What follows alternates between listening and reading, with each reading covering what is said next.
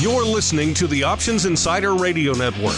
For more quality options programs, visit www.theoptionsinsider.com or search for Options Insider Radio Network in your podcast provider of choice. Listeners can also access all of our programming through our mobile app, available in iTunes and on Google Play. Don't forget to follow along with your favorite programs and submit your own questions for the hosts at twitter.com/options, facebook.com/theoptionsinsider, or via questions at theoptionsinsider.com. Good morning, everyone. I hope you're enjoying this lovely conference and sunny tropical Florida, minus a few errant rainstorms. I'm happy to be here to present our next panel on institutional execution and liquidity, sponsored by the Miami Downtown Development Authority. My name is Gary Seifert, and I represent the Downtown Development Authority, where I lead business strategy and economic development for downtown Miami, which is, as many say, the epicenter of the Americas and the crossroads to the world. Miami Downtown Development Authority, or the DDA, is an independent agency of Miami. Our mission is to promote and grow the economic vitality and continued success of downtown Miami. As such, in partnership with the city, county, and state of Florida, we serve as a major resource and an important partner for enterprises large and small, established firms, and entrepreneurial startups who are doing business in Miami, considering establishing a presence in Miami, or relocating their entire firm to the thriving downtown district. An area which by itself, by the way, represents over 1/3 of the region's economy, and it's in a state, the state of Florida, whose GDP in 2019 exceeded $1 trillion, which, if Florida were a state, would make us the 17th largest economy in the world. Miami DDA's work in partnership building continue to produce significant results that benefit not only the ever-expanding global business community and our thriving local economy, but our residents and stakeholders who enjoy a diverse, multicultural, quality lifestyle in a vibrant paradise that many envy. The Miami DDA, very importantly, is very focused on growing even further our finance and investment community, which is second only to New York City in the United States. And we are here at the Miami Downtown Development Authority to be your major resource, your go-to partner, and your active facilitator. We're here to help you open doors, provide data, make introductions, assist in determining possible financial incentives, and also accommodating your smooth relocation or expansion to downtown Miami. So, sum it up, when you finally realize Miami makes sense for your firm, your finances, your family, and your future success, the Miami Downtown Development Authority and our dedicated team of professionals are here to help. I invite you to reach out to us for any questions or queries you may have. We're delighted to welcome you to Miami because, as we know, and this ex-New Yorker will tell you, it is better in Miami. And now I want to give you our moderator, Mr. Kevin Murphy of Hamilton Executions, who will direct the next panel. Thank you. Well, good morning, everybody. Thank you for being here. I think you're really going to enjoy this panel because, with all the talk about the proliferation of strikes and the fragmentation in the markets, the role of the execution broker has never been more important than it is today.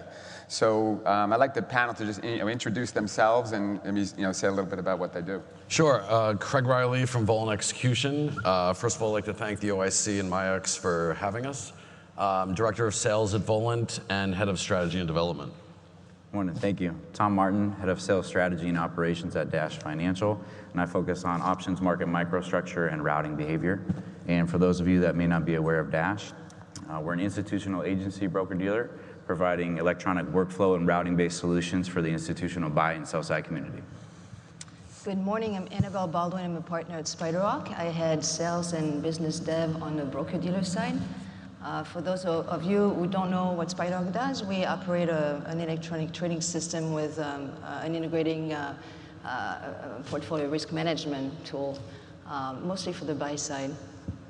I'm Bill Ellington, Managing Partner and CEO of XFA. We are the largest on-floor agency broker with operations on the P-Coast, CBOE, Amex, and CME.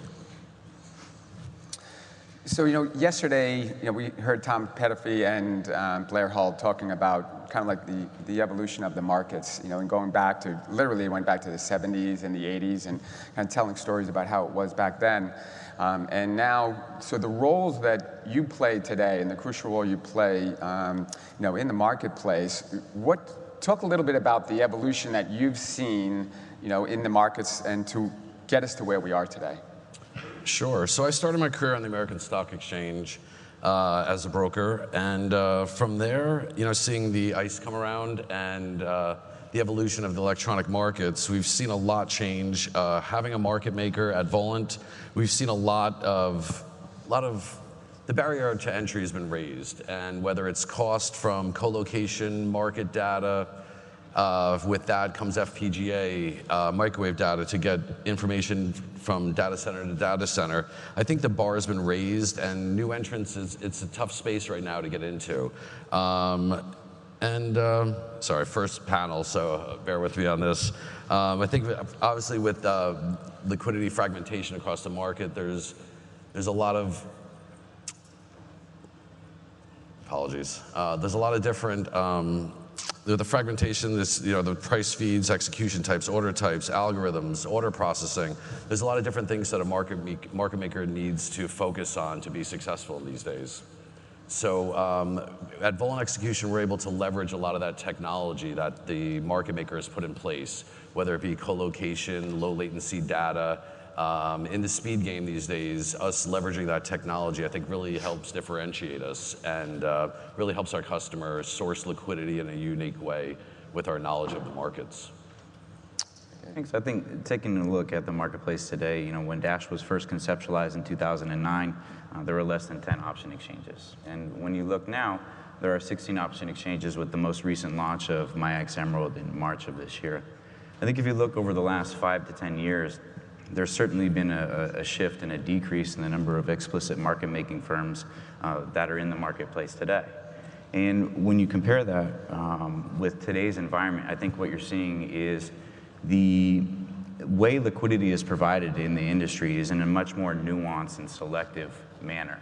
So with the proliferation of exchanges and the increase in strikes, and I think the number that they mentioned yesterday is about 900,000 strikes or so, I think you see the liquidity providing community now provide liquidity through much more nuance-based market structure tools and more selectively on an order-by-order basis. And I think you've seen a shift in the demographic of liquidity providers that exist today to not only be the appointed market-making community. Sure. I'll just dive right in. So I think, price discovery used to be, happening on the lit market, on the screen, on the floor, right? I think where we are today is, fortunately or unfortunately, it's not for me to judge here, but I believe we have a two-tier market, right? So you have a lit market on the screen, you see the quotes, you see the size. We all know that that's been degrading over time, because we also have, a concept of auctions, right? And this is really happening dark, and it's not being advertised on the screen. So that's the biggest evolution for me, and I think it's really impactful for the institutional side, which, mostly actually look at the screen to trade, right? And so I think as an industry, if we want to attract more and more of the institutional client into the listed market, I think we are actually creating a slight issue, for them to actually gain the confidence to play on our market, since the liquidity is really not displayed on the screen anymore, and the markets are displayed to be pretty wide. So I think for me, representing the institutional crowd here, I think this is one of the evolution that I don't believe is great, for us to get to the next chapter of our evolution as an industry. This two-tier marketplace is somewhat detrimental. Yeah, so I guess I'm going to show my age here a little bit, because I've seen the evolution of market maker transform since 1981. My first day on the floor was when Reagan was shot. Then I've always been on the seatbelt. So yes, when they talked about the other day, there was 200 market makers and stuff like that. It was more individual market maker. What you see now from the market maker community, it's more consolidated groups being backed by more global operations. You see people out of Amsterdam, Australia. They're big market maker groups, out there, and they're the biggest source of liquidity right now, from what we're seeing on the floor. So when we look back and when there was 4 or 5 exchanges, and now we have 16, if you added up all the market makers from all the different floors, there was dramatically more market makers back then when there was much less exchanges than there is today. So with you being charged with sourcing liquidity for institutional customers and just even for oversized orders, where is that liquidity coming from today if there's so many less market makers today than there was previously? I'll start. I think having the market making division at Volant really helps. So as a first step in our router, our clients can either decide to opt in or out. To source liquidity internally, we have a few partners that we've also partnered with. So we can, first step in our router, we're able to have an RFQ mechanism, an indication of interest, to source liquidity. So we look to provide price improvement and price discovery along with additional liquidity to the screens. And I think that's something that our clients love and we help. And from there, when we bring something down to an auction, it gives our clients further room for price improvement. And I think that's a big piece. The additional liquidity, bringing something to an auction where the other market makers, our competitors, can see what we're doing. And the clients have they've been happy with the execution quality and the overall price improvement of the auctions. So we've noticed having a market maker helps just for that extra liquidity. Thanks. I would, speaking strictly from the electronic perspective at Dash, when we take a look at liquidity being provided in a more nuanced way, I think it's important to note that when you're looking at the quote, it's not necessarily all the size that's readily available, right? There are mechanisms that exist to where you can source additional liquidity. So at Dash, one way we've tried to assess this and bring to light is by launching our own Dash ATS, which, similar to you on the market making side, right, a pool of liquidity. What was slightly different for us is that we did it on a peer agency basis where we wanted to drive kind of a competitive ecosystem there. So that's step one, is having an ATS to source additional liquidity to drive price and liquidity discovery. And step two, I think if you look at the market structure today, there are single-sided auctions that can drive additional liquidity and also probably at a decreased effective rate of execution. So you have that tool at your disposal. I think lastly, when you take a look at reserve orders, which have size sitting on the book that are not fully displayed in the quote, and you have all or none orders that are resting that are not displayed in the quote either, there's opportunities on an order-by-order basis to find additional liquidity. But what we think is most important ultimately is driving full transparency around your routing behavior. And when you have that transparency on an order-by-order basis, users have the ability to take a look at their order and have actionable-based data to configure their routes to be able to access the markets in a way that they can really drive the performance that they need for their specific strategy. Sure, I'll expand a little bit on that. So what's interesting at SpiderRock is that most of our clients are trading very broadly, at a high velocity, right? So think about dispersion trades, right? They come on one side of the market with large baskets of orders, long on the component, selling, the index, for example, right? So interestingly enough, back in the days, I would say that through the platform, we were probably 80% takers of the liquidity and 20% makers. With the evolution of the liquidity drying up on the screen, et cetera, right? And pro-customer rules and all of this kind of stuff, I think we've pivoted slightly and we created a series of posting strategies actually, sourcing liquidity and providing liquidity actually in the marketplace for our clients. So most of our clients now, I'd say the split is probably 70-30, 70 posting liquidity, 30% taking. But so most of our clients will come in out there and post liquidity between the bid-ask, and very dynamically so, right? So this is a quantitative system where, we We fit surfaces through the bid-ask channel, giving them tools to understand what the fair value of the market is dynamically, right? So they're going to be out there posting, and often will tighten the market, So most of our clients will actually provide liquidity on the screen quite often, very broadly, not only to the top 10, but also, in the mid-tier class. So that's one thing that we've been doing as of late. So what we're seeing more from the floor standpoint is you're seeing much more complex strategies that are being traded on the floor. And yes, price is a big issue for the client, but also the liquidity part. And some of these orders are very complex and very large. And you need to find the liquidity at the right price that consolidates both. Because most of these accounts, they want one price. They want to see 10,000 at one level. They don't want to see 1,000 because that's not going to get their order done. So we source a lot of liquidity from upstairs. We go to the market maker community. We go to the banking community. There's a lot of different avenues where you can source liquidity. Obviously, the pit provides a lot of liquidity, especially in the SPX and VIX. And that's kind of where we source all our liquidity and find price. It's usually in between. It's much better with the complex, where maybe it's 12 legs or 10 legs. You're going to get price improvement somewhere from better than the screens on at least half of those strikes. So that's how we kind of source the liquidity in the pits. All right, well, just kind of expanding on that, if someone enters an electronic order for a 5-lot, it's, they're pretty comfortable that they're going to get, somewhere between the midpoint and the offer price. Not so much for a 500-lot or a 5,000-lot. So that's, always been the challenge with institutional customers. So with less displayed liquidity, today, how are they in that price discovery mechanism? I mean, how are they expected to get prices, and how do you handle from a price discovery perspective? And maybe Tommy, you want to say? Yeah, thanks, Kevin.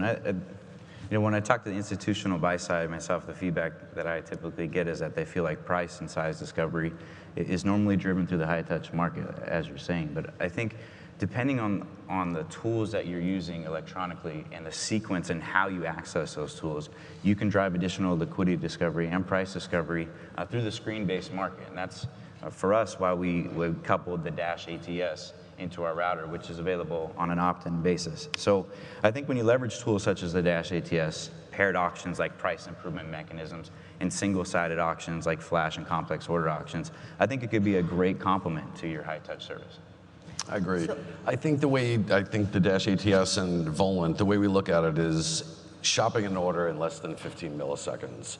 So the Volant market makers will be on par with all of our other liquidity providers. And the way we build things at Volant is it's all built in a module. So when we speak to a client, we pretty much build every algo custom for them. At that point, we'll say, do you want to opt in to shop the order? Yes. Next step, I agree with Tommy, using the unique order types of the exchanges, leveraging the flash mechanisms. So between coupling all those together, you're able to source that liquidity well above the screens. You might be able to fill the full order upstairs before you actually send it down to the floor, then bring it to auction and have our other competing market makers add to that liquidity, price improve part of that liquidity. I think doing that provides price improvement to the institutional clients electronically, which instead of just relying on the screen markets where you're sending an order where you're trying to synchronize it to all the exchanges mechanisms and then all the risk controls in place to protect the market makers, I think bringing that order down to the floor ahead of time really, it helps the end client.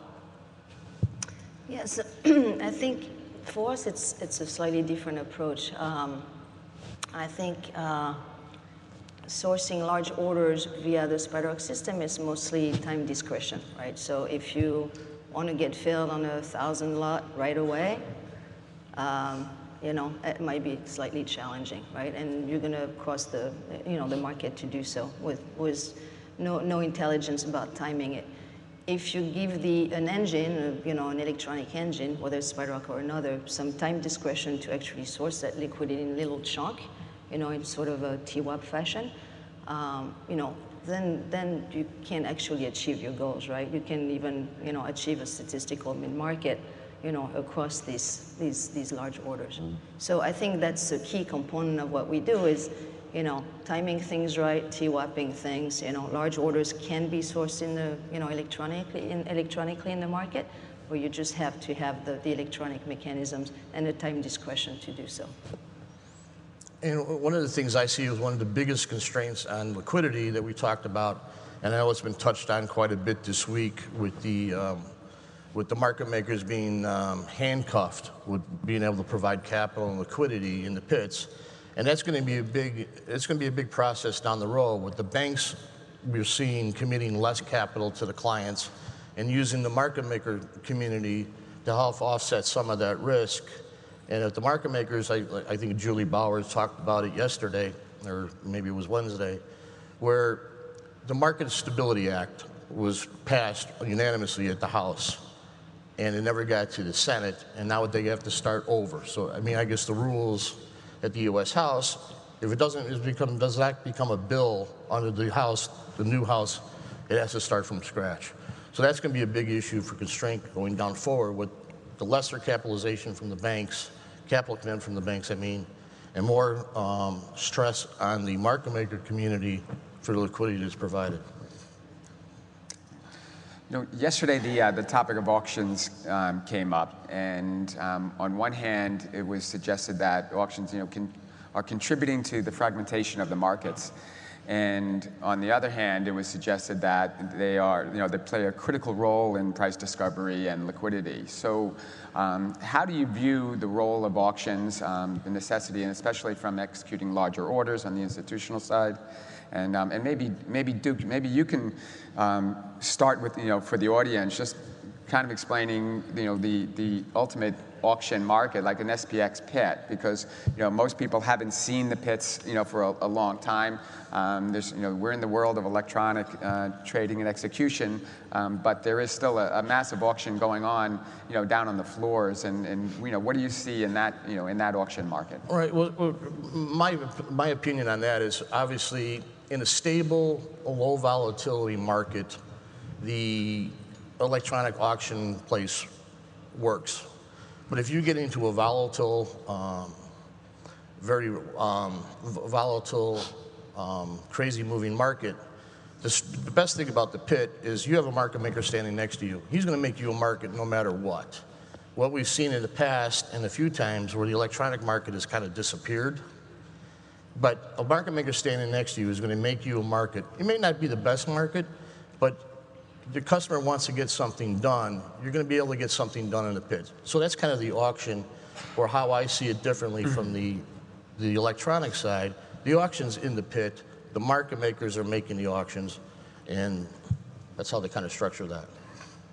I think kind of contrasting that with the electronic side, and having spent much of my time in the electronic business focused on electronic auctions, single-sided and impaired, I think under the current ecosystem that we have now for the institutional community, it is providing value in terms of sourcing liquidity and potential price discovery.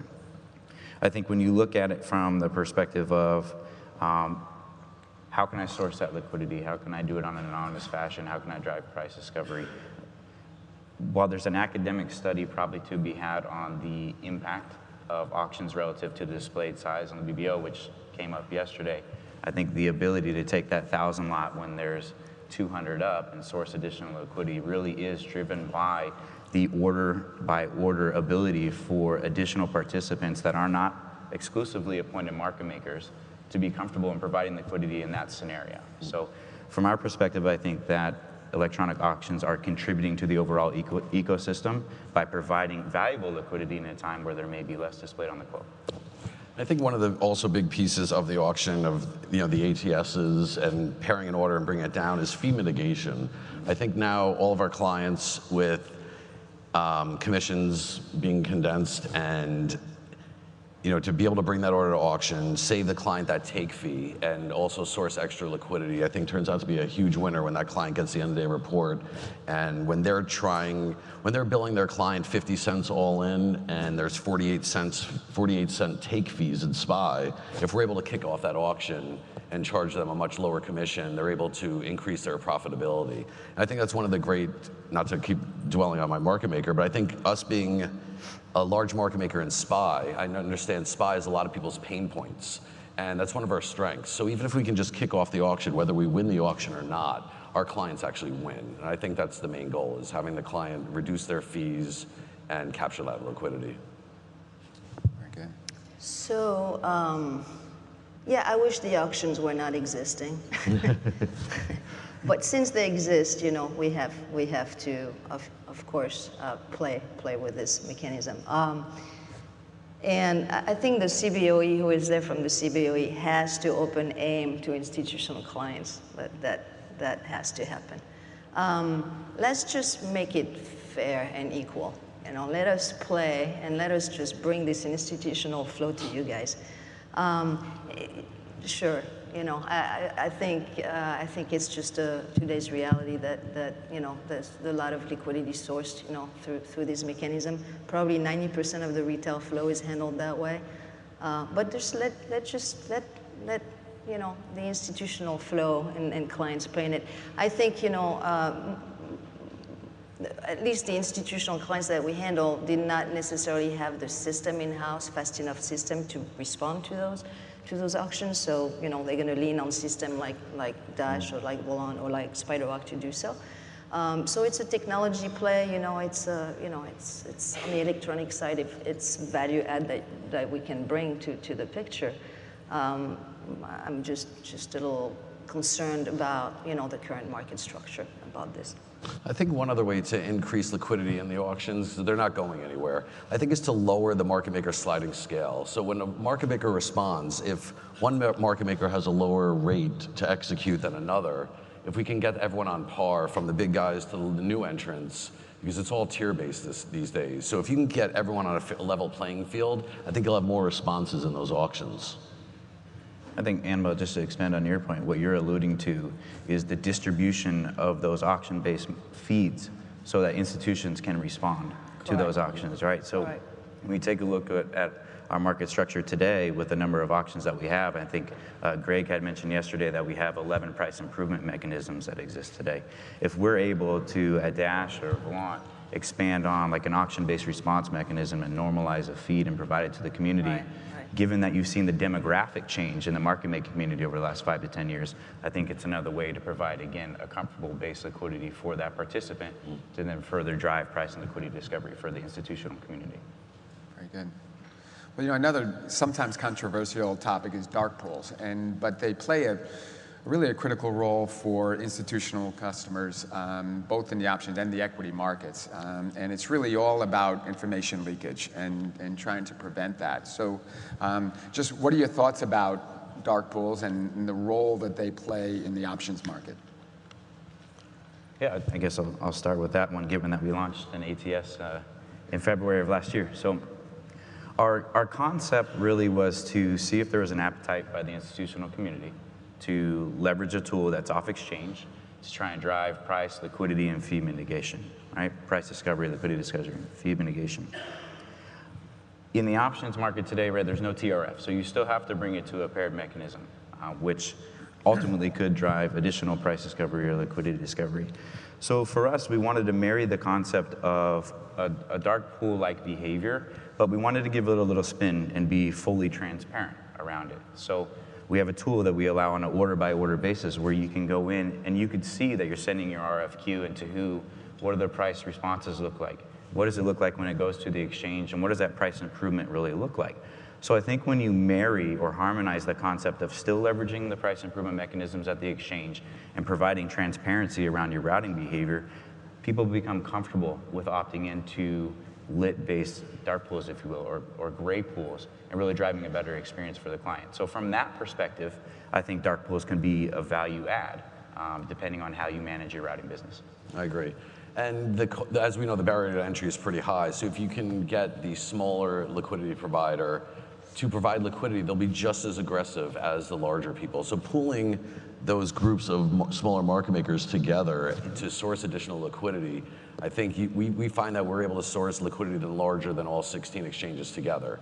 So grouping, you know, Volant and a few other partners where everyone's on an equal playing field. It's, you know, you show your indication of interest, everyone responds in 15 milliseconds, you find the winner on the best price, then it goes to auction at that point. So getting that additional liquidity, I think it's a great thing for the clients. I think the way the retail community is getting great EQ quality, I think the institutional space needs that as well. So I think between mechanisms like Dash has and what Volant has, I think it's just a big winner for everyone.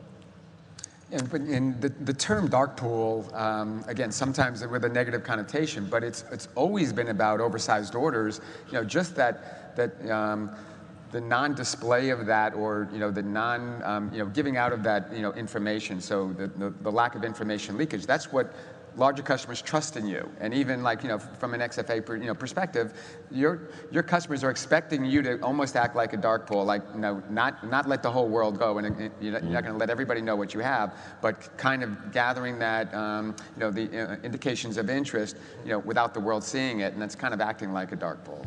Yeah, pretty much that's the way it is. Because it's all transparency. The customer calls. We source the liquidity on the phone, very transparent. And you're looking for interest, and you're trying to generate the interest before you put in the trade and build up the liquidity, obviously wherever the price discovery is all transparent, and we trade it that way. Yeah, so I think, since I think the option industry is trailing behind the equity industry, about 10 years always, it's inevitable that that's going to happen, right? So, at SpiderRock, since we have millions of orders resting on our engine, we're starting to invite what we call dark quoters, to come in and see if there's an opportunity to match, ahead of the exchange. And so, that mitigate, of course, exchange fees. That mitigates a lot of things for the institutional clients. So, there's a match, and then you just basically, start initiate a cross on the exchange. So those mechanisms are fairly new, I think, on the option side, but I think they're going to proliferate. And I think, if I had to guess, I think, dark pools going to start pinging each other's, right? So there's going to be a lot of these sourcing liquidity this way ahead of exchange, and then printing of exchange. So I think that's an inevitable evolution of the industry. I think a good part about the option industry is there is no TRF. I think those orders need to get to auction. I think QCC is a bad idea. We're at 1,000 contracts. What's the next step? Is it 500? Is it 200? I know it happened in Germany years ago, where when QCC got to as low as 200 contracts. At that point, there were barely any market makers left, and they were getting incentivized by the exchange just to actually put a quote on the screen.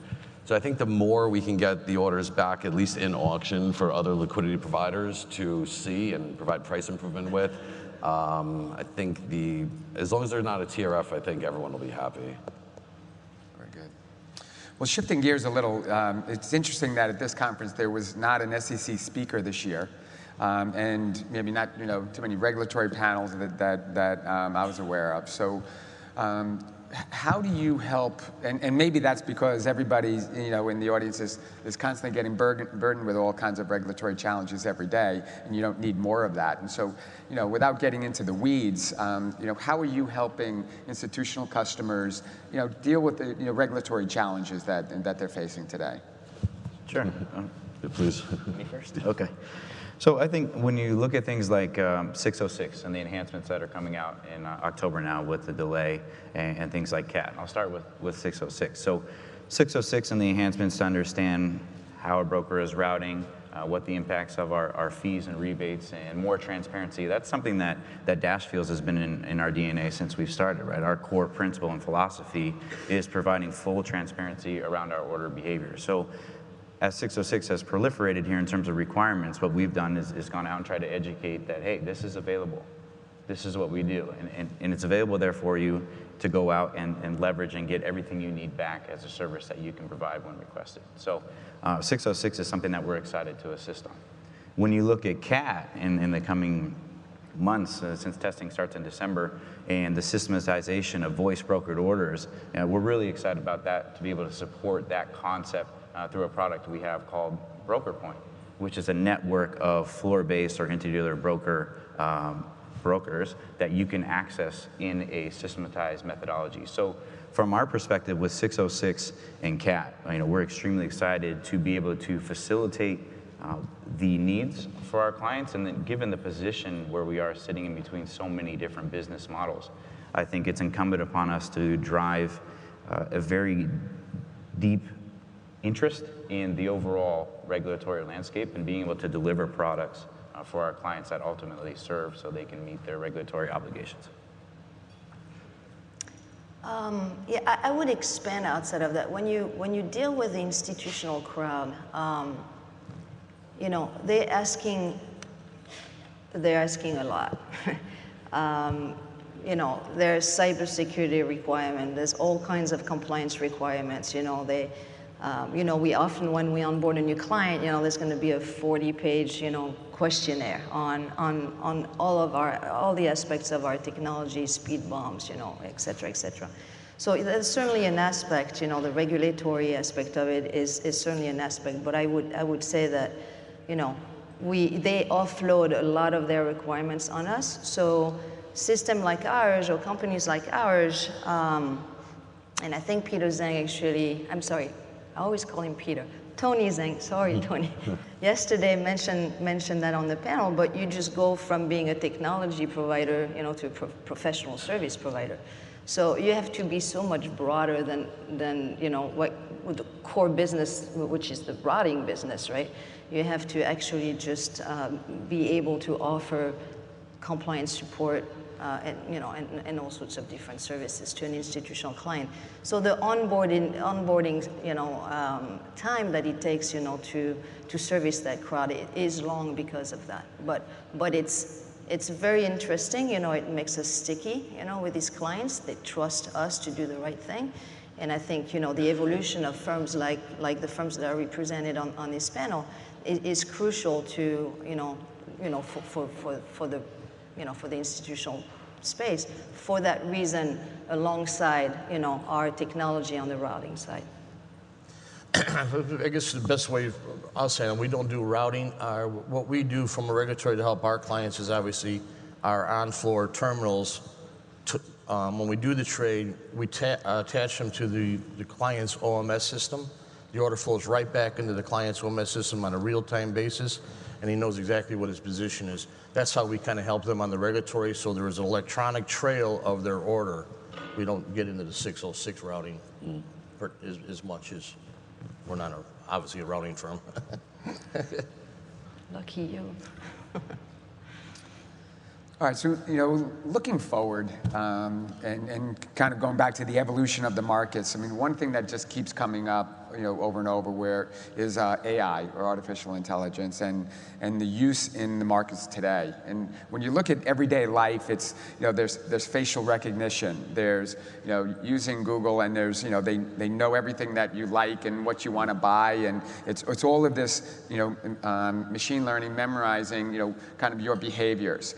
From a trading and from a, you know, markets perspective, there's a lot of benefits from a machine learning standpoint. It's really knowing your customer, knowing what your customer thinks and wants and to do and what their positions are. So how do you see the role of AI and machine learning going forward in the options markets, if you will? I think with technology growing at leaps and bounds daily, I think everyone will need to know where you got your last fill. A millisecond later, I just got filled on X exchange. Shift and adapt that liquidity live time.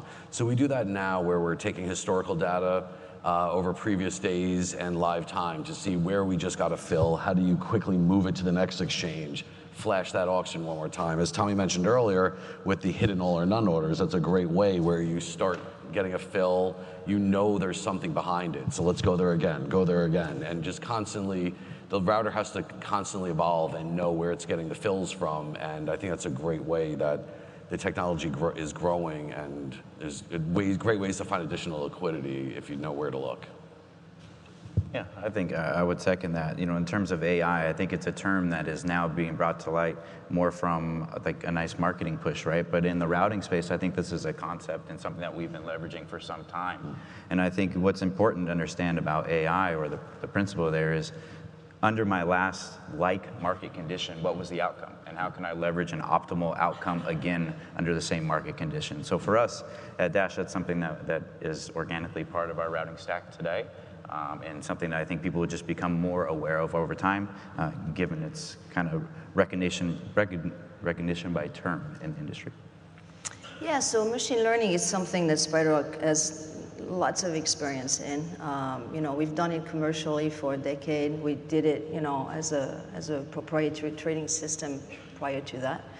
What's interesting with this is that those techniques were almost scary. When I started to sell the system 10 years ago, and talking about these techniques to clients, they didn't want to hear anything about it. It was scary. It was just, it was something that, I don't know if scary is the right term, but they just didn't believe that that was applicable to this, to this market.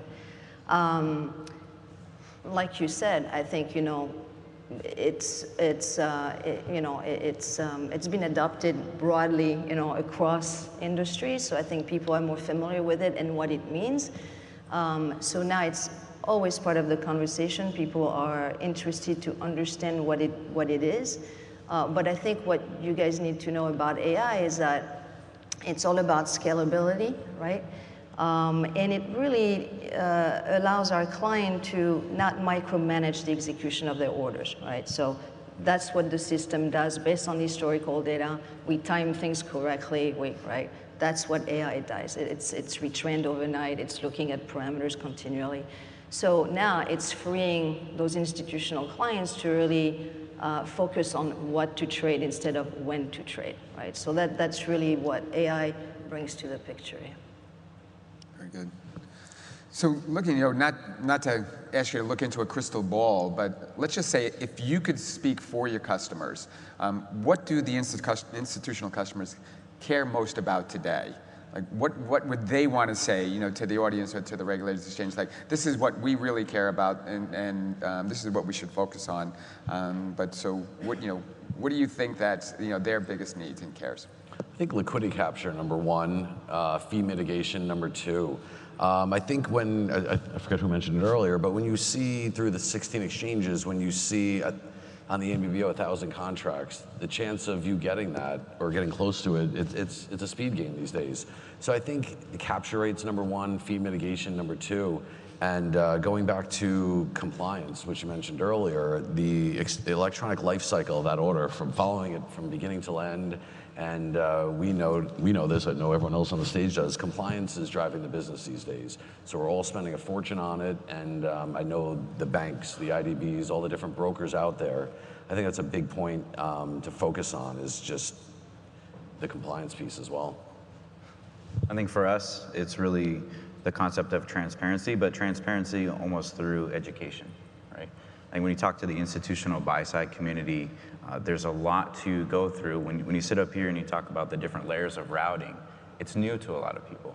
So I think continuing to shed light on what's really happening with your orders, how exchange mechanisms behave, and how your routing behavior interacts with those exchange mechanisms really sheds light on the fact that there's more that they need to learn and understand to then drive an effective business for themselves. So from my perspective, it's just continuing to educate the street and being out and really shedding light on how our industry operates down to the finest detail, and then bringing it kind of full circle for them to understand how that impacts their specific strategies.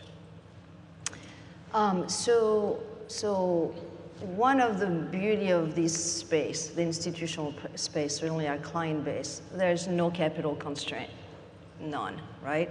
So these guys are chasing liquidity, so liquidity is number one.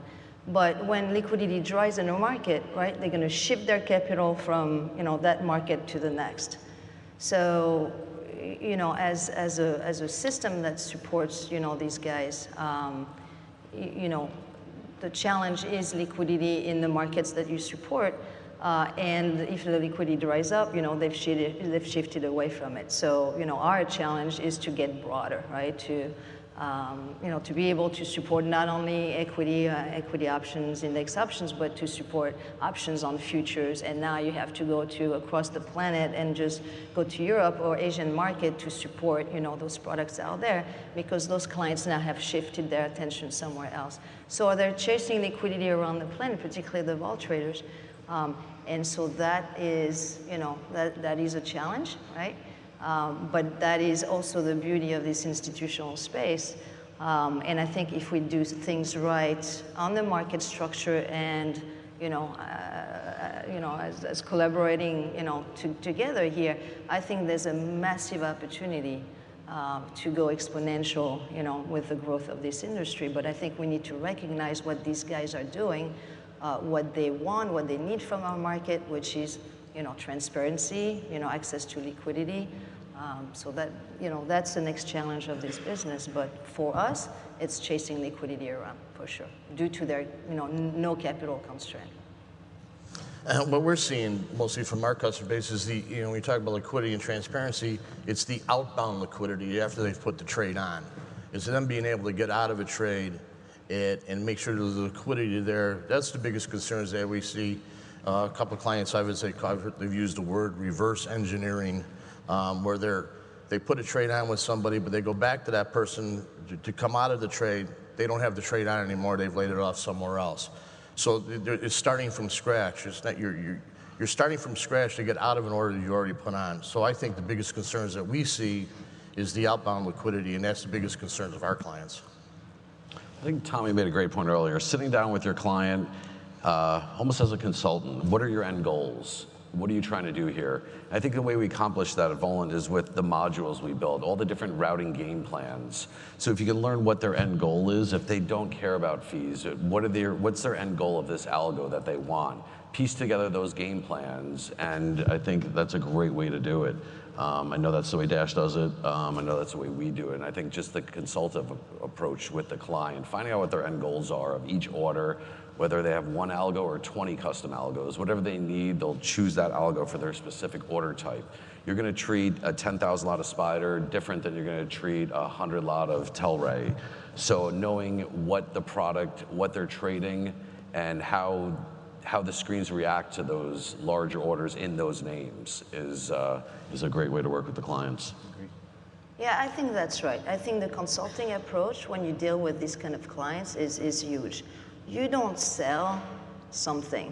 You consult with them, and you listen, and you come up with solutions, right? And if you don't have that solution in-house, but your system is engineered a way that you can pivot fast, then you build.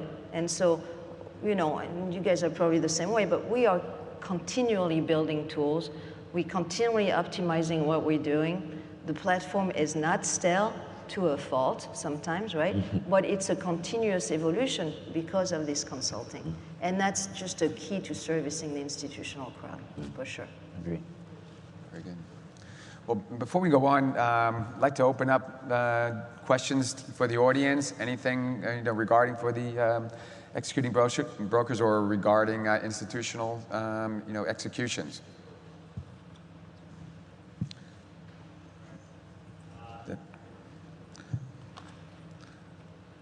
Got Greg in the back. Yeah, hey guys. It's really for anyone. Tell me a little bit about the conversations you're having as executing brokers regarding convincing an institution to move away from the OTC markets to the listed.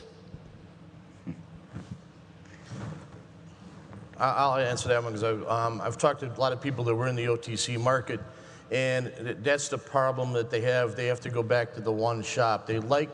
They're more concerned with being traded on the floor base now more than OTC, because it's there's more avenues to get out of the trade from a liquidity standpoint instead of going back to the one. I mean, it's always good to get into the trade. It's hard to get out of the trade if you got to go back to the OTC. And that's what I've heard from clients while they've gotten away from the OTC markets. Yeah, for us, we continue to educate, right? So we go into a hedge fund that is 80%, transacting OTC and maybe 20%, listed. It takes a long time, for these guys to trust that they can actually source that liquidity on the listed market. hence, you know, the market structure conundrum that we're facing now, and that I think we really need to think hard about it. But I think over time, there is a real desire of these guys to come on the listed side of things.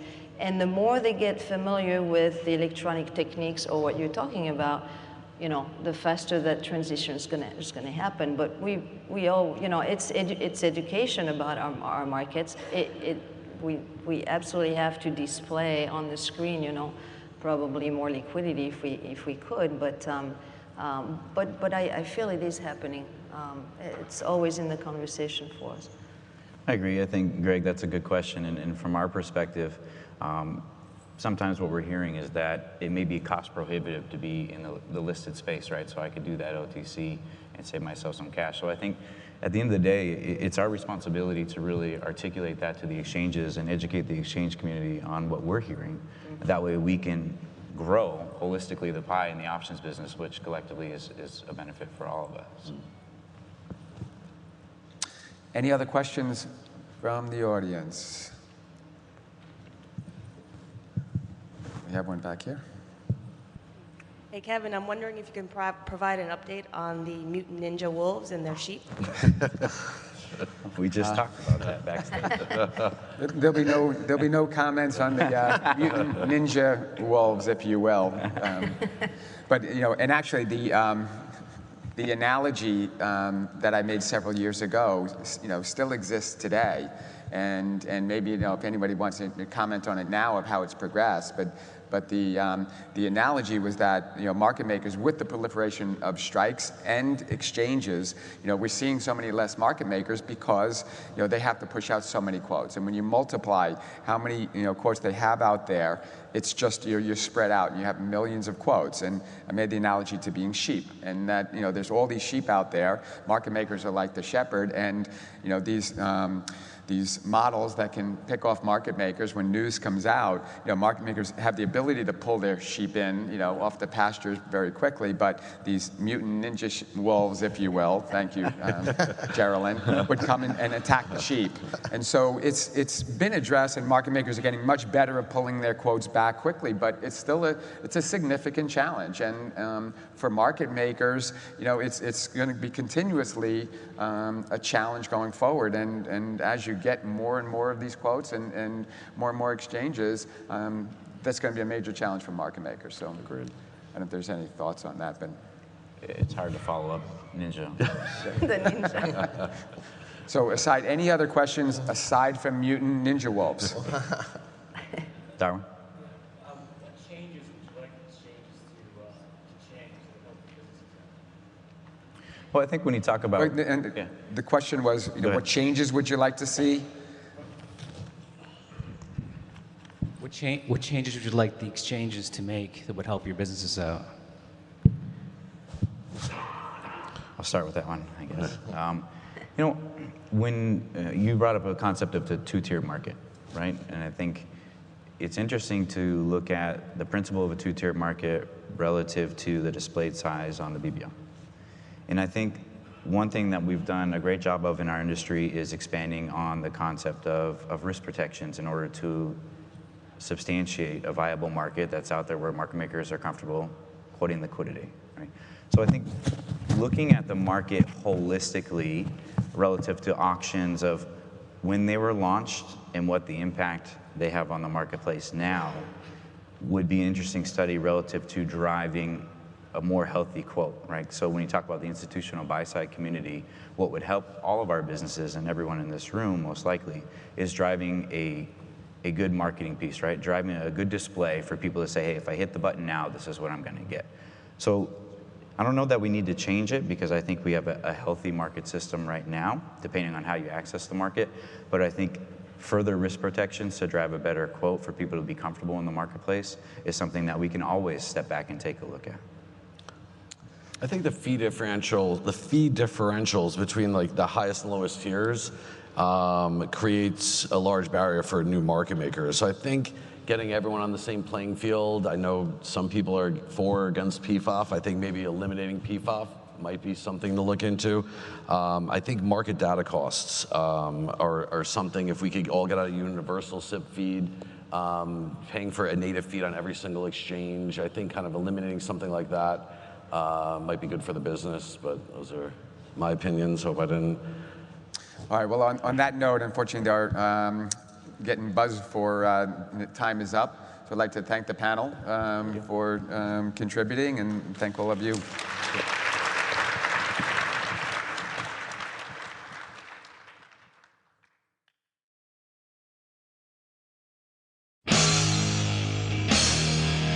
The preceding program was a production of the Options Insider Radio Network. For more quality options programs, visit www.theoptionsinsider.com or search for Options Insider Radio Network in your podcast provider of choice. Listeners can also access all of our programming through our mobile app, available in iTunes and on Google Play.